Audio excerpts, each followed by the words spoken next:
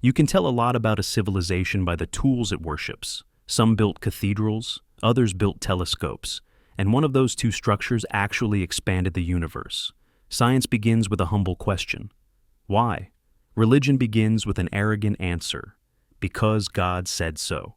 The difference between the two is the difference between progress and stagnation, between a candle and the sun. For centuries, for millennia, people were told that curiosity was dangerous, that thinking too much was a sin, that asking how was the first step toward hell. And yet, every miracle of modern life was born from precisely that sin. Electricity, vaccines, flight, the very screen you're watching this on, all brought to you not by prophets, but by people who refuse to accept divine excuses for human ignorance. Imagine if we had left it all to faith. We'd still be sprinkling holy water on the sick, wondering why the plague didn't listen to prayers. We'd still be mapping the stars with mythology, not mathematics. We'd still believe lightning was an angry god throwing tantrums in the sky, rather than an elegant discharge of natural energy following the laws of physics. Religion taught us to kneel. Science taught us to stand. But here's the irony. Religion insists it's about truth, yet it fears every tool that reveals it. Galileo pointed a telescope at the heavens, and the church screamed blasphemy. Darwin studied life, and religion called it heresy. Every time humanity takes a step toward understanding, religion feels a little earthquake under its feet. Because knowledge doesn't just explain the universe, it explains why we never needed gods to begin with. Science doesn't demand worship, it earns respect. It doesn't say, believe me, it says, test me. It doesn't claim perfection, it admits error. And that humility, that willingness to be wrong, is precisely what makes it right. Meanwhile, religion has built an empire on the opposite principle. Never admit fault, never change, never question. It declares, the truth has been written once and for all, and then spends the rest of time rewriting itself to avoid embarrassment. When the Bible said the earth was the center of the universe, it wasn't a metaphor, it was ignorance. When later theologians tried to reinterpret that as symbolic, it wasn't wisdom, it was damage control. Science evolves, religion edits. That's the crucial difference. One expands the map, the other erases the borders to hide being wrong. Now, religion loves to accuse science of arrogance. But tell me, which sounds more arrogant to you? A scientist saying, we're not sure yet, or a priest saying, I speak for the creator of the cosmos. One attitude breeds discovery, the other breeds delusion. Science is not perfect, and that's its genius. It knows it's not. It survives precisely because it doubts itself. Every theory in science carries a built-in invitation. Prove me wrong. That's not weakness, that's integrity. Religion, on the other hand, calls doubt a sin, as if the universe itself might collapse under a question. But the universe doesn't fear questions, only religion does. Think of how much human suffering could have been avoided if we had trusted evidence instead of authority. If doctors had been allowed to dissect the human body without being branded heretics. If astronomers could have spoken freely about what they saw in the sky. If women hadn't been burned for practicing medicine before it was called science. Faith demanded obedience, knowledge demanded courage, and the world owes everything to the courageous. It's fascinating how religion claims moral superiority, yet it's science that actually saves lives. Prayer never cured polio, fasting never produced insulin. No one ever prayed an airplane into the sky. But a few engineers with slide rules did. Religion loves to claim miracles, but science delivers them daily. We once asked priests for rain, now we study climate. We once begged gods for mercy, now we invent vaccines. We once sought heaven in the clouds, now we send telescopes beyond them. If there's divinity anywhere, it's in the precision of a cell, the elegance of a nebula, the quiet persistence of human curiosity. Religion promises eternal life. Science gives us something far better, the chance to understand life at all. And that's why the two can never truly coexist as equals, because one demands belief without evidence, and the other demands evidence without belief. One clings to authority, the other destroys it. One looks backward, the other forward. Religion says, the world was made for us. Science says, we are made of the world. The first inflates the ego, the second humbles it. And that humility, that awareness of our smallness within an infinite cosmos, is the most profound spirituality there is. The universe doesn't revolve around human wishes. It doesn't care for our myths, our moral codes, or our fragile sense of importance. Yet that's what makes it beautiful. Its indifference frees us to create meaning ourselves. We don't need divine permission to be curious, compassionate, or courageous. We just need to think. And thinking, that simple, defiant act, is the most human thing of all. If religion ever had one genuine achievement, it was branding its ignorance as virtue. To not know was holy, to not question was faithful, to not think was somehow wise. That's the trick. Religion didn't simply oppose knowledge, it moralized ignorance. It turned the absence of understanding into a badge of honor. Blessed are those who have not seen and yet believe, it says, which, if we're honest, is just a poetic way of congratulating gullibility. Science, in contrast, does something infinitely braver. It admits ignorance without glorifying it. It begins with, I don't know, not as surrender, but as a challenge. Every advancement in medicine, physics, and technology started with that humble admission. I don't know, followed by the audacity to find out. Religion stops the question at the altar. Science walks past the altar with a microscope. And here's where the tragedy deepens. Religion doesn't just suppress knowledge, it suppresses the spirit of inquiry. It teaches people to outsource wonder, to hand over curiosity to a priest who claims to have a hotline to heaven. The result? Generations of brilliant minds convinced that to seek truth on their own is an act of betrayal. But wonder doesn't belong to any church. It belongs to the mind, and the mind, once freed, never kneels again. Take the story of Giordano Bruno, the philosopher who dared to say that the universe might be infinite, that there might be other worlds beyond ours. For that thought, one of the most liberating in human history, the church burned him alive. Fire, the great symbol of divine judgment, used to silence a man who looked too far into the stars. That's the essence of religion. It worships light, but fears the source. And yet, centuries later, science confirmed Bruno's intuition. The universe is vast beyond measure, billions of galaxies, trillions of stars, each perhaps home to their own stories. He was right. Religion was wrong, and it's been wrong repeatedly, spectacularly, and without apology. But religion survives not by being right, it survives by being forgiven. Science, however, doesn't ask for forgiveness. It corrects itself. That's the strength of reason, not its certainty, but its capacity for revision. Every discovery is provisional, every theory temporary. And yet that honesty is what moves us forward. Science doesn't claim to know everything. It just refuses to stop learning. Religion stops learning the moment it starts preaching. Now, some people argue that religion and science can coexist peacefully, that they occupy different realms. That's a charming fantasy. But history disagrees. Every time science steps into a domain religion once ruled, religion retreats, muttering something about metaphors on its way out. The earth, once sacred, now geology, life, once divine breath, now biology, the heavens, once paradise, now astrophysics. And yet, religion still claims credit for morality, as if ethics were its last fortress. But that, too, is built on sand, because morality existed long before holy books. Empathy didn't need scripture. Compassion didn't require commandments. Long before anyone carved rules into stone, humans knew that cooperation was survival, that kindness strengthened tribes, that cruelty isolated individuals. Science explains why morality works, not because of fear of punishment, but because of empathy, evolution, and social intelligence. Morality isn't handed down from a sky kingdom, it's built upward from human experience. The irony is, when religion interferes with morality, it often corrupts it. It teaches that obedience is good, even when it's cruel, that faith is noble, even when it's blind, that love is conditional, and forgiveness requires divine permission. Science, on the other hand, has given us something religion never could: accountability. Because in science, your theory doesn't survive by claiming divine endorsement. It survives by surviving scrutiny. Imagine if ethics worked that way. Imagine if we tested moral claims as rigorously as we test hypotheses.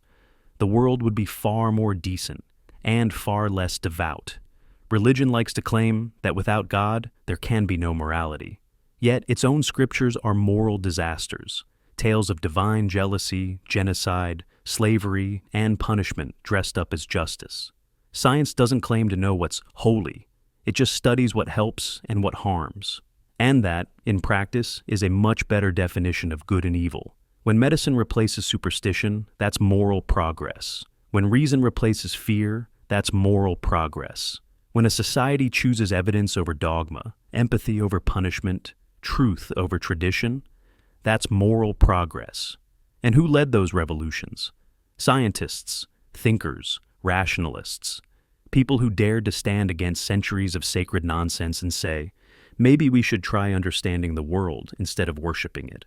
It's almost amusing that religion calls itself timeless, because the moment it faces time, it crumbles. Every discovery redraws the borders of faith. Every cure invalidates a prayer. Every telescope humiliates a verse. And yet, despite this, there's a peculiar tenderness in humanity's persistence to believe. Maybe it's fear of insignificance. Maybe it's the need for meaning. Maybe it's just habit.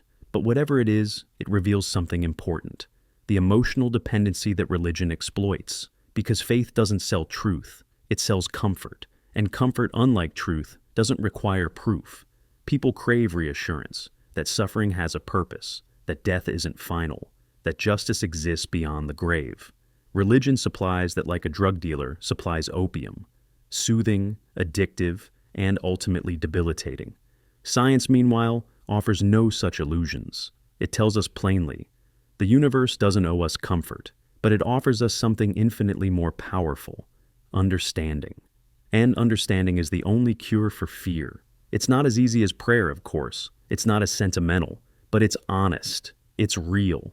And in the long run, truth always outlasts comfort. The microscope replaced the miracle, and humanity was better for it. Because reality, when faced bravely, is always kinder than fantasy. At its core, religion survives because it tells a comforting story about chaos. It takes the vast, indifferent universe and gives it a human face. It turns randomness into design, tragedy into plan, and mortality into a marketing pitch for eternity. And we buy it, not because it's true, but because it's easier. Humans hate uncertainty. We crave patterns, meaning, and control. When lightning strikes, we ask why. When disease spreads, we ask who to blame.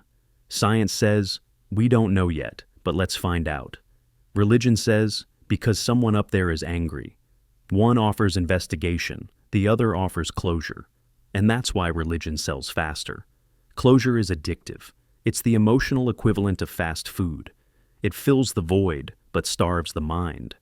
Psychologically, religion is the oldest coping mechanism in the world. It soothes existential anxiety, the terror of knowing we're temporary.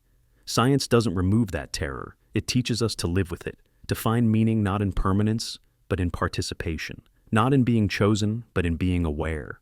Religion offers immortality through delusion. Science offers dignity through comprehension.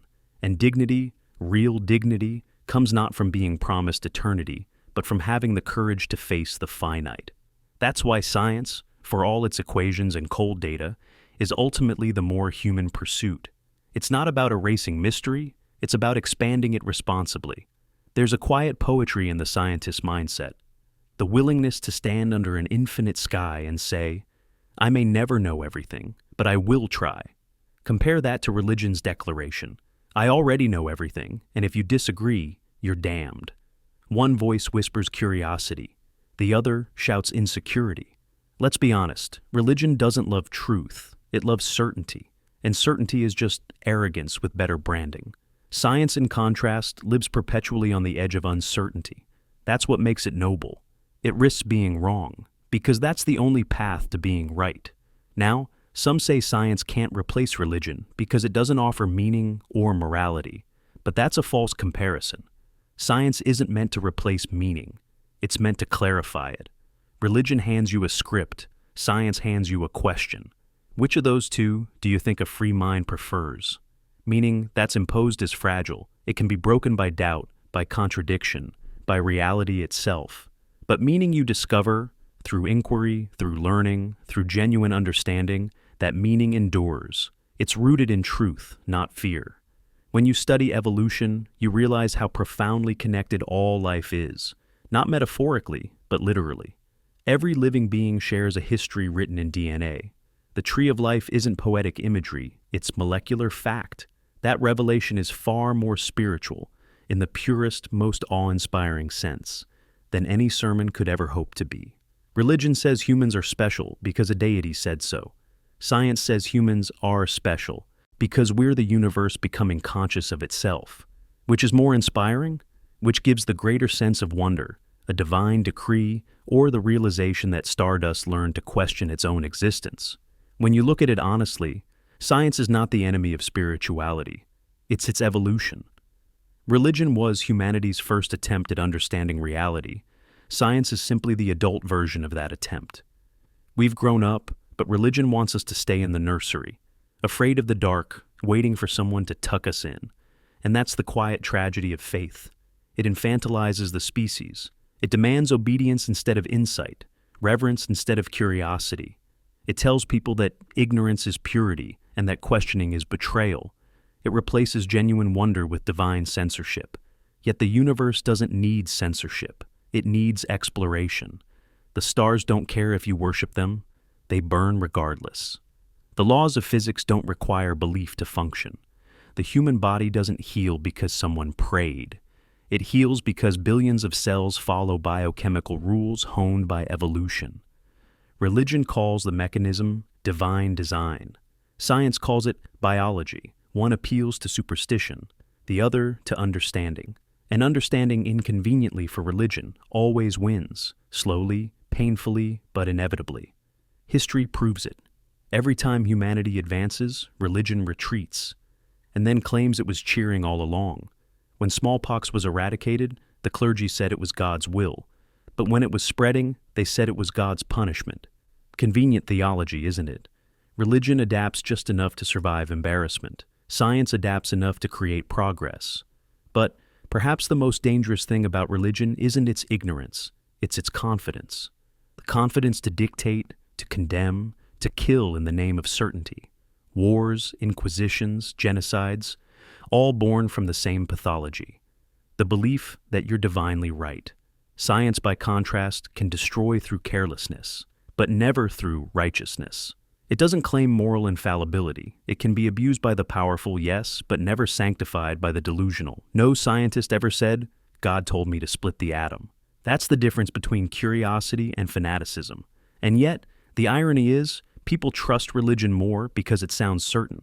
They distrust science precisely because it doubts. But doubt is not weakness, it's wisdom. Only the ignorant are sure of everything. That's the irony of human psychology. We confuse conviction with truth. Religion thrives on that confusion. It gives us emotional certainty at the expense of intellectual honesty. Science asks you to think. Religion begs you to stop. One opens your eyes, the other tells you it's sinful to look. And in that single difference lies the entire future of civilization. Because the survival of humanity depends not on what we believe, but on what we understand. It's not faith that keeps the lights on. It's physics. It's not prayer that feeds billions. It's agricultural science. It's not divine mercy that prevents pandemics. It's vaccines, microscopes, and data. Religion may have built temples, but science built hospitals. And the latter, you'll notice, actually save lives. The strength of a society isn't measured by how loudly it prays, but by how honestly it thinks. History proves it again and again. Civilizations that build upon evidence rise. Those that cling to faith crumble. Look at the timeline of human progress. Every great leap forward began when someone defied superstition, when truth mattered more than tradition, when reason dared to interrupt ritual. Ancient Greece produced philosophy and mathematics, and religion tolerated it until those ideas threatened its myths. The Islamic Golden Age thrived on curiosity until clerics strangled it with orthodoxy. Medieval Europe suffocated under dogma until science, like a stubborn weed, forced its way through the cracks of the cathedral floor. Progress is what happens when the human mind refuses to kneel. And yet, even now, in an age of satellites and genome sequencing, we still see religion trying to reassert itself. Not as truth, but as authority. It doesn't build anymore. It legislates. It doesn't discover. It dictates. It doesn't explore. It warns. Don't ask that. Don't read that. Don't think that. Every commandment begins with don't. Science begins with what if. One protects fear, the other destroys it. The irony is, religion insists it gives people purpose, yet it's science that gives them power. Not power over others, but over ignorance. The power to cure, to build, to understand, to expand the boundaries of possibility. Religion asks you to submit to mystery. Science teaches you to solve it. And when humanity solves its mysteries, life gets better. Not holier, but better.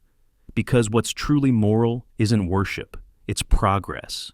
Feeding the hungry isn't a miracle, it's logistics. Healing the sick isn't divine intervention. It's biology, chemistry, perseverance. Every advance that's ever made the world kinder came not from sermons, but from study. Religion prays for peace. Science designs vaccines, builds communication networks, improves education, reduces scarcity, all the things that actually make peace possible. Faith promises the kingdom of heaven. Science builds habitable worlds. And yet, despite this, there's still a strange nostalgia for ignorance, as if knowledge were dangerous and mystery somehow sacred. But ignorance isn't sacred, it's just empty. Mystery isn't an end, it's an invitation. And only science has ever had the courage to accept it.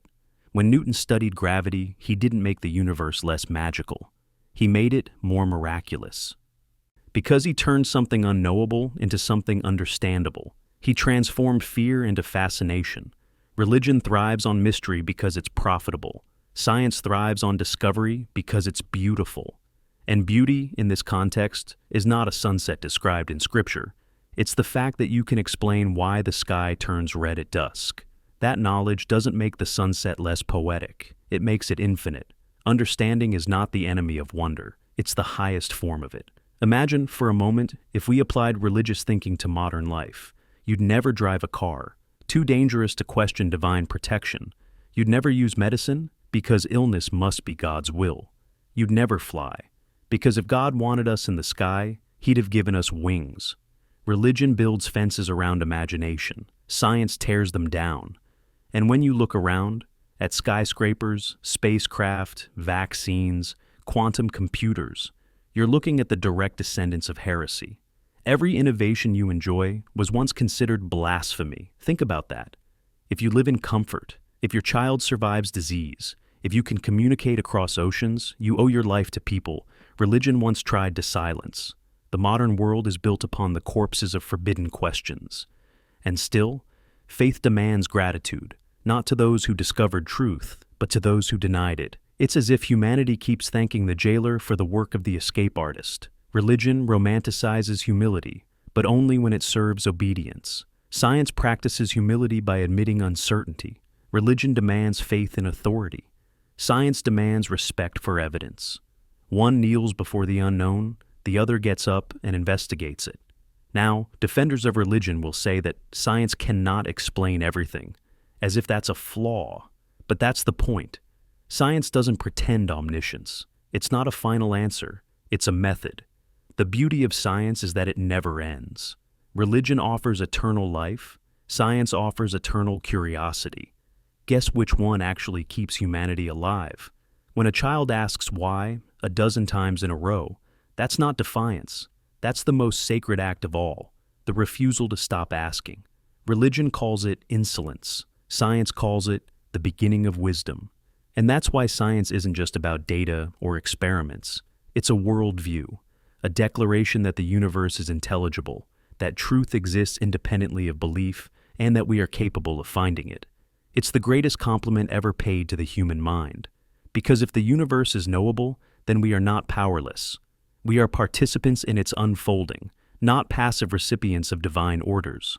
Science transforms us from subjects into explorers, from worshipers into creators, from fearful animals clinging to superstition into conscious beings shaping our own destiny. Religion says the world is fallen. Science says the world is unfinished. And that's a much better story, because if the world is unfinished, then we can improve it. Faith tells you to wait for salvation. Science hands you the tools to build it yourself. The light bulb, the vaccine, the printing press, the internet, these are humanity's real sacraments. They connect, enlighten, heal, and empower. They are miracles we can replicate. No priest required. Religion waits for divine rescue. Science rolls up its sleeves. That's the true distinction between belief and understanding. One hopes, the other acts. One worships the world as it is, the other dares to make it better. And humanity, when it chooses action over adoration, progress over prayer, truth over tradition, becomes divine in its own right. Religion's great trick has always been emotional blackmail. It tells you that without it, you are lost. That meaning, morality, even love itself are borrowed from heaven and must be returned upon demand. It says you are a child, and it is your parent, that you are broken and it alone can make you whole. But science, in its quiet, unpretentious way, says something very different. You're not broken, you're curious. That's the fundamental contrast. Religion manufactures dependence. Science cultivates confidence. One infantilizes, the other matures. Faith says, you are nothing without me. Science says, you are everything you dare to understand. And that difference, subtle as it sounds, defines whether a civilization stands still or moves forward. Because once you teach people to think for themselves, the priest loses his pulpit. Once you show them the mechanism behind a miracle, the miracle loses its grip. Once you give them tools to question, no amount of fear can drag them back into submission. That's why religion fears science. Not because science disproves God, but because it empowers people to stop needing one. Think of what religion demands: obedience, guilt, and fear. Think of what science demands: curiosity, discipline, and courage. One trains you to bow, the other trains you to build. And when humanity builds, it doesn't just create machines, it creates meaning. Every scientific discovery adds another piece to the grand mosaic of existence. Religion insists the picture is already finished. Science says, we're still painting. It's not that science denies mystery, it just refuses to outsource it to mythology. There's nothing arrogant about understanding. The arrogance lies in pretending you already know. Religion loves to talk about faith as if it were bravery. But real bravery isn't believing without evidence. Real bravery is facing evidence even when it shatters belief. It's standing at the edge of the unknown and saying, I'll learn, instead of, I'll pray. And yes, religion has comfort. I'll give it that. Comfort is its currency. It offers easy answers to unbearable questions. Why do we suffer? Why do we die? What happens when we're gone? Religion wraps all of it in celestial packaging and says, don't worry, everything happens for a reason. But look closer. That phrase is a sedative, not a solution. It's a way of replacing understanding with acceptance. It dulls the ache instead of curing it. Science doesn't sedate, it enlightens. It tells you why lightning strikes, why cancer grows, why stars explode, and in that explanation, it gives you power. Not emotional anesthesia, but actual control. Religion makes you a spectator of existence. Science makes you a participant. It's not a coincidence that societies that embrace science also tend to embrace freedom. When people learn to question nature, they soon learn to question authority. The same mind that doubts the heavens will eventually doubt the throne. That's why authoritarian regimes love religion. It teaches obedience as virtue. Science teaches rebellion as necessity. Every dictator prays publicly and fears privately the day his people start thinking critically. Because critical thought is the end of divine authority. And divine authority is the last refuge of the insecure. When you strip away the sacred costumes and the solemn rituals, religion is essentially a power structure, an ancient operating system for controlling the masses. Science is open source. Anyone can learn, test, contribute, improve. It democratizes truth. Religion hoards revelation. Science shares knowledge. One builds temples to hierarchy. The other builds laboratories for everyone. And it shows. Wherever science flourishes, human rights follow. Education improves. Life expectancy rises. Poverty falls. Superstition fades. Progress isn't random. It's evidence-based compassion scaled across a civilization. Because that's what science ultimately is. Compassion that works. Religion tells you to care for the sick. Science gives you antibiotics. Religion tells you to love your neighbor. Science gives you the social tools to understand empathy, to measure well-being, to reduce suffering effectively. Faith prays for miracles. Science manufactures them in hospitals, in laboratories, in classrooms. If you think about it, science has already done everything religion ever promised. It has given sight to the blind, allowed the lame to walk, and even brought the dead back to life through resuscitation. Only it didn't need angels, just intellect and effort. That's the real miracle, human capability. But capability terrifies those who profit from dependency. A population that understands is a population that doesn't obey. A species that questions is one that no longer kneels. And that's why religion, even in its modern, tolerant disguise, keeps whispering the same poison, that doubt is dangerous, that mystery must remain sacred, that logic has limits, and those limits belong to God. It's a survival tactic. The moment people realize they can solve problems without divine supervision, the divine becomes unemployed. And make no mistake, that's what terrifies religion most: obsolescence. Because the truth is, humanity no longer needs it. We don't need priests to explain thunder, or rabbis to justify suffering, or imams to define morality. We have reason, empathy, and evidence, the actual trinity that sustains civilization. Science doesn't replace meaning, it refines it. It doesn't erase wonder, it expands it. It doesn't tell you what to think, it teaches you how. And that how is what keeps humanity alive. When we finally walked on the moon, no one recited scripture to get there. They calculated trajectories, tested engines, solved equations, risked failure, and in doing so, fulfilled a dream older than any religion. It wasn't divine intervention that lifted us off the earth. It was math, metal, and a species too stubborn to stay grounded. Religion said the heavens were sacred and untouchable. Science reached out and touched them. That's what separates the two. Religion sees limits, science sees invitations. And if humanity is to have any future worth living, it must choose the invitation, because the universe is vast, indifferent, and unsupervised.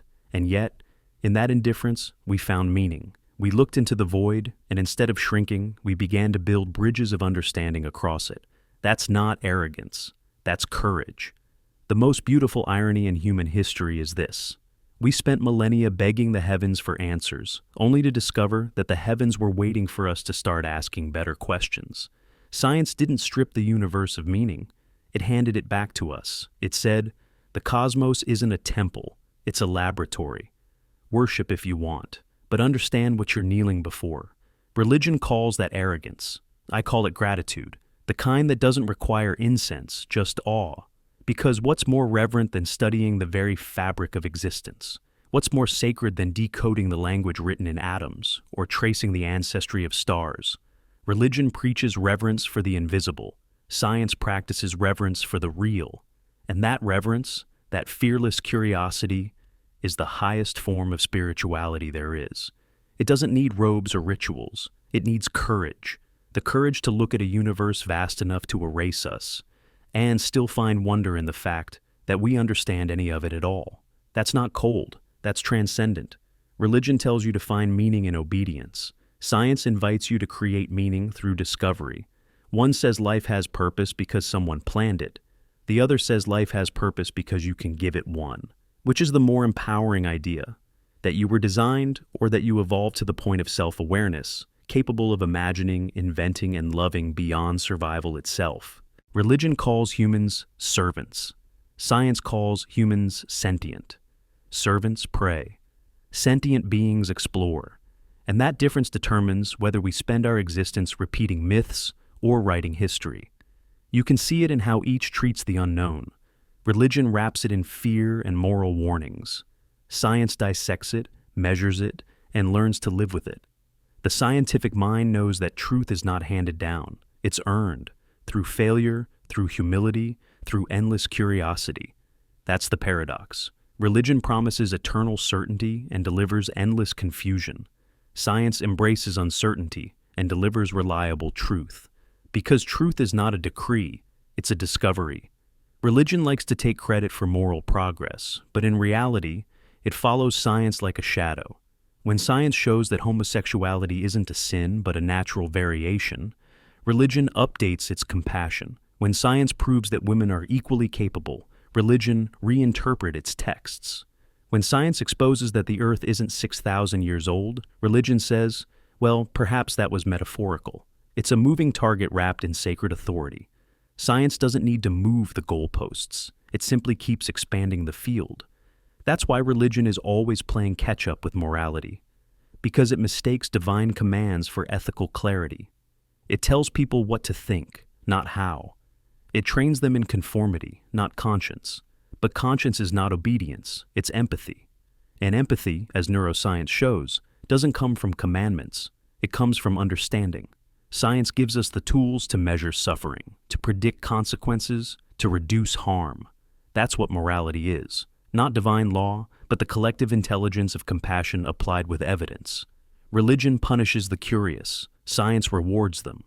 And it's curiosity, that small, rebellious spark that built everything that matters. It's what cured diseases, extended life, gave women autonomy, sent rovers to Mars, and turned a terrified species of primates into architects of galaxies.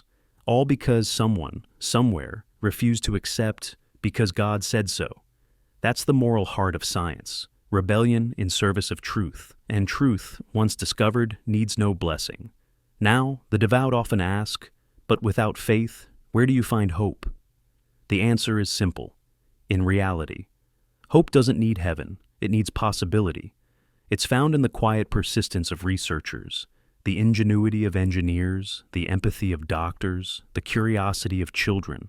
It's found in every human who chooses to fix instead of pray, to learn instead of obey, to understand instead of believe. Religion says hope is given. Science knows hope is built.